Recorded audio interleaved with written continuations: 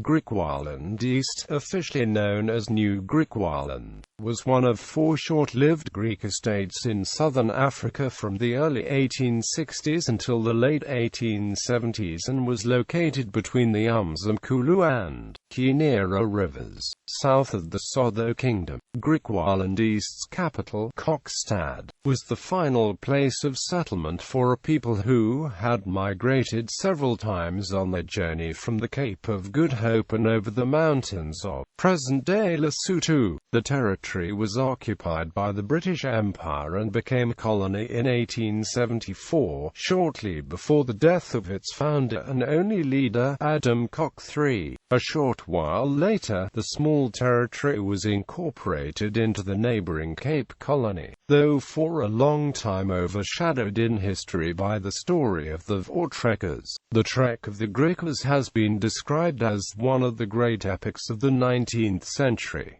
History. Background. Before the arrival of migrants from the west and north, the area formed part of the Sotho Kingdom under King Faku, who ruled as sovereign of the ethnically Xhosa dynasty from 1815 to 1867. During his reign, Faku initially welcomed many refugees who came over the territory's northeastern border, fleeing from the incursions and raids by the army of Shaka. As Faku eventually realized that his warriors could not defend the eastern part of his kingdom against Shaka, he decided to evacuate the area, leaving behind what became known as no man's land. Meanwhile, a group of Griquas who had left the Cape of Good Hope in the 18th century and had settled in the area around present-day Philippolis in 1826 faced the prospect of their area coming under the control of the emerging Orange Free State. In 1861, most of these inhabitants embarked on a tiresome and exhausting journey, leaving to move southwards over Quitlamba. But first-hand witnesses give 2 differing narratives of the reasons and motivations for the last trek, arrival and settlement. According to the account of John Robinson, first Premier of Natal, the inhabitants of Philippolis were invited by Sir George Grey, administrator of the area on behalf of the United Kingdom, to settle in the aforementioned no man's land, south of what had by then become the British colony of Natal. The settlement there was to avoid a potential conflict with the Free State and simultaneously serve as a buffer against Bushmen and their predatory raids upon the farmers and natives of Natal.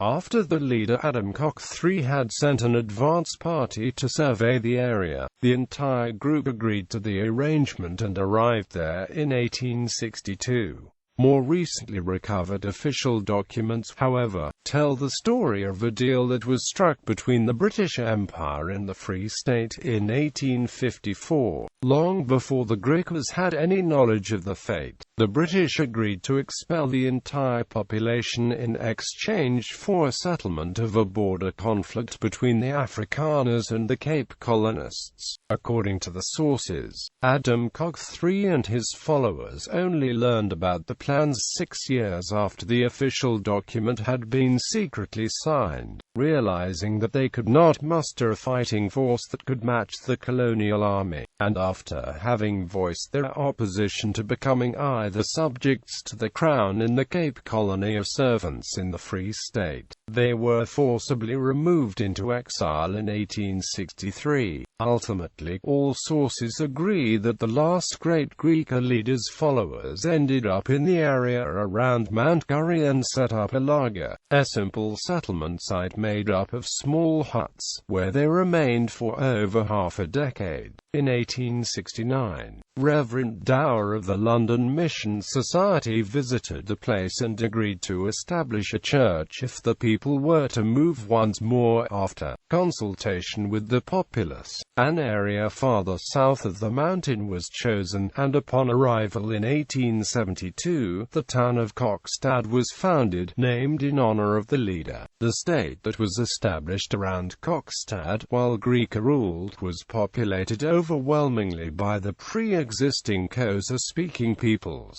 with the Griqua forming only a very small, politically dominant minority. government, though, in historical terms, constantly on the move, with permanent settlements existing only for short intervals. The people of Griqualand East managed to establish Irad, a gathering of 12 members which made decisions on behalf of the Griqua population and formed delegations to deal with the surrounding polities. Currency. In 1867, after the Bank of Durban had begun printing its own banknotes, Kok and his followers embarked on a similar experiment of their own and had about 10,000 £1 notes printed for use in the area. The plans to actually introduce them never materialized, and, with the exception of a few remaining samples, almost all of them were destroyed without ever being in circulation. After the move to Kokstad, however, a new venture in introducing a local currency was more successful in 1874, designed by Strachan & Co. and minted in Germany. Several coins were used and remained in circulation long after the disestablishment of the country. Confirmation that the Strachan & Co. circulated as money in the region from 1874 comes from the local Standard Bank at Kokstad,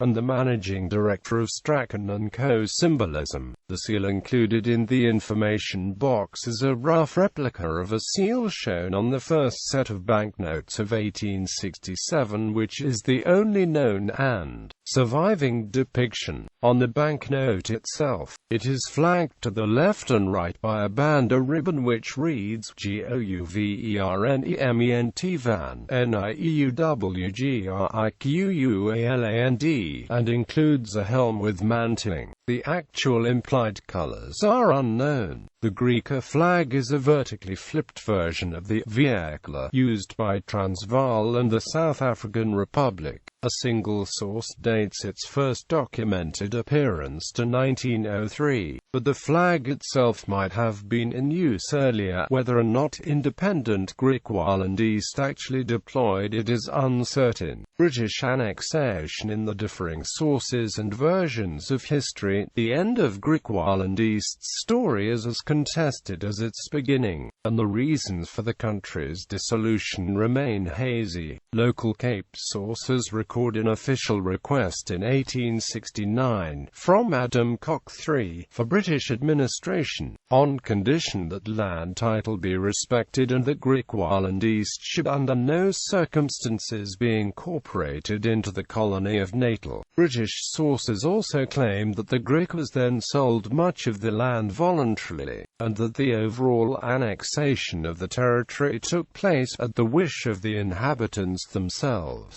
On the other hand, opinion among the Griqua people themselves seems to have been divided. A quote by Adam Kok III, upon learning of the United Kingdom's plans, suggests that there was misunderstanding or even deception involved in the British takeover. There you have it.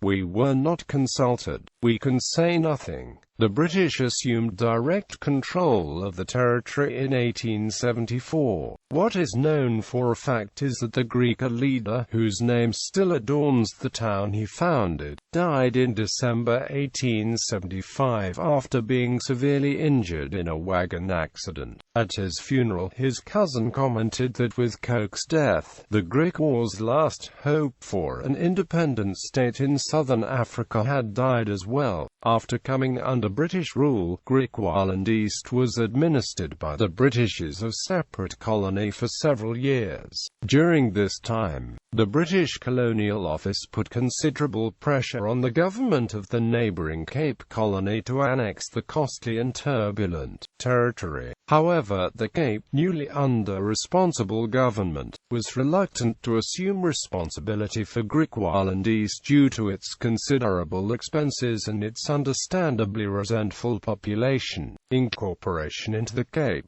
Although initially the Cape had refused to annex the territory, agreement was reached after substantial negotiation, and in 1877 the Cape Parliament passed the Griqualand East Annexation Act. The act was only promulgated 2 years later, on the 17th of September 1879, when 4 magistrates were set up at Kokstad, Mtatila, Mount Frere and Umzimkulu Zulu. The territory was also given 2 elected seats in the Cape Parliament, which at the time was elected through the multi-racial Cape Qualified Franchise system, whereby qualifications for suffrage were applied to all males regardless of race. The Griqua people had only ever been a small, ruling minority of the population of Griqualand East. Once independent Griqua rule was ended, the Xhosa-speaking Pondo people, who had long constituted the majority of the Griqualand East population, came to own increasing amounts of land in the area, together with newly arriving European settlers. These demographic factors led to a further dilution of Griqua identity, and a century later, under apartheid, the territory was incorporated into the Xhosa homeland of the Transkei,